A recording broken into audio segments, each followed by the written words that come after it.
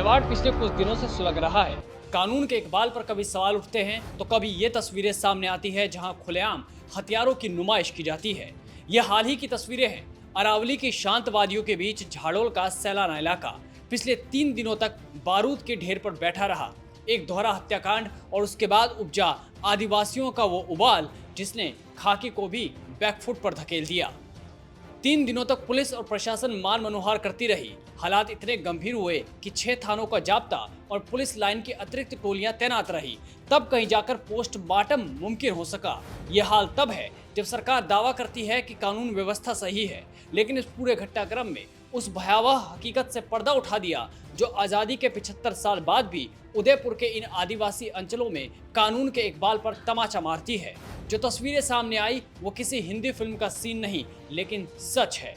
ये तस्वीरें किसी भी सभ्य समाज के लिए डरावनी हो सकती है। सोशल मीडिया पर वायरल होते हुए वीडियो जिनमें खून की प्यासी नंगी तलवारें लिए युवाओं की टोलियां टीलों और कस्बों में बेखौफ घूम रही है। कैमरे के सामने हथियार लहराते ये युवा जिनके मन में कानून का रत्ती भर भी खौफ नजर नहीं आता। हैरानी की बात तो ये है कि पुलिस की गाड़ियां इन हथियारबंद युवाओं के बगल से गुजरती रही, लेकिन पुलिस के लिए भी इन दुर्गम इलाकों में उलझना अपनी जान जोखिम में डालने जैसा था। अब थोड़ा इतिहास की ओर झांक ले।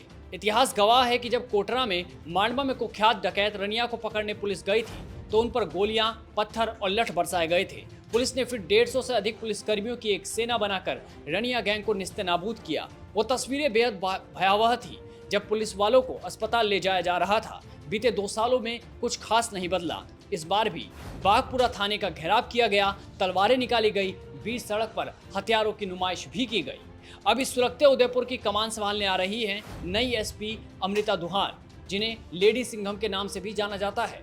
अमृता दुहान का ट्रैक रिकॉर्ड गवाह है कि वो चुनौतियों में भागती नहीं है। श्रीगंगानगर और प्रतापगढ़ जैसे संवेदनशील जिलों में अपनी धाक जमाने वाली इस आईपीएस अधिकारी ने लॉरेंस बिश्नोई जैसे खतरनाक गैंग के गुर्गों को सलाखों के पीछे पहुंचाने का काम किया। बता दें कि लॉरेंस गैंग के गुर्गों के ठिकानों पर दबिश देकर उन्होंने करीब 22 बदमाशों को धर दबोचा था। अभी तक जहां जहां अमृता की तैनाती हुई उन्होंने अपराधियों की कमर तोड़ दी। लेकिन उदयपुर की तासीर अलग है। ये वो जिला है जिसने कन्हैयालाल हत्याकांड को देखा, जिसने देवराज मोची हत्याकांड के बाद सांप्रदायिक और सामाजिक तनाव को देखा, तो वहीं राजघराने के बीच उपजे विवाद का भी साक्षी बना है।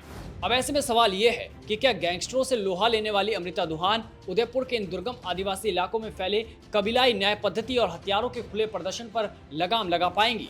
क्या वो झाड़ोल, कोटरा और खेड़वाड़ा जैसे इलाकों में पुलिस का वो खौफ कायम कर पाएंगी जो फिलहाल नदारद नजर आता है? झाड़ोल की सड़कों पर नाचती तलवारें नए कप्तान के लिए महज एक कानून व्यवस्था की समस्या नहीं बल्कि एक बड़ी अग्नि परीक्षा भी होगी। अब देखना होगा कि लॉरेंस के गुर्गों को घुटने पर लाने वाली कप्तान इन पहाड़ियों में छिपे उस आक्रोश और बेखौफ जज्बात से कैसे निपटती है जो बात बात पर कानून को अपने हाथ में लेते नजर आते हैं।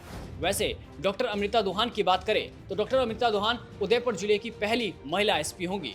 हरियाणा के रोहतक जिले की रहने वाली अमृता दुहान का जन्म 11 नवंबर 1983 को हरियाणा के रोहतक में हुआ था। उन्होंने मेडिकल क्षेत्र में उच्च शिक्षा हासिल करते हुए एमबीबीएस के बाद पैथोलॉजी में एमडी की पढ़ाई की। इसके साथ ही उन्होंने डिप्लोमेट और नेशनल बोर्ड डीएनबी की डिग्री भी हासिल की हुई है। पढ़ाई पूरी करने के बाद वो BPS medical college for women में असिस्टेंट प्रोफेसर के रूप में कार्यरत थी और मेडिकल क्षेत्र में एक सफल करियर की ओर बढ़ रही थी। हालांकि बचपन से उनके मन में आईपीएस अधिकारी बनने का सपना था। बेटे के जन्म के बाद उन्होंने यूपीएससी परीक्षा देने का निर्णय किया। लगातार प्रयासों का परिणाम ये रहा कि साल 2016 में उन्होंने यूपीएससी परीक्षा में सफलता हासिल की। उस समय उनकी उम्र 33 साल थी। अमृता दुहान जब कोटा में तैनात थी तो बेहद संवेदनशीलता के साथ उन्होंने काम लिया।